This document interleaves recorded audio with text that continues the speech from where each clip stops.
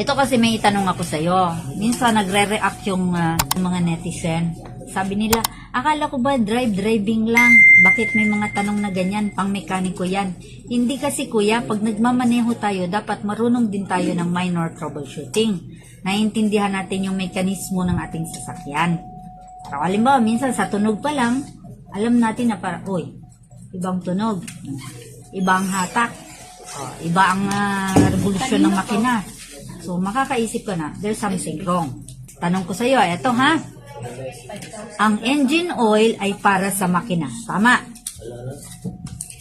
Ang steering oil ay para sa manibela. Tama din. Ang brake fluid ay para sa, ito, letter A, brake at transmission. Letter B, brake at clutch.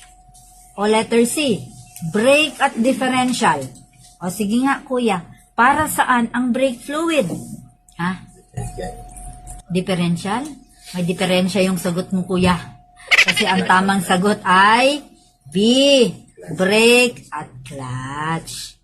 Yun ha, dapat alam din natin yung mga ganun. Makapera sa inyo lagi yung mga shop.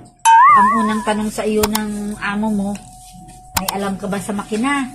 May alam ka sa sasakyan? Baka drive lang ang alam natin.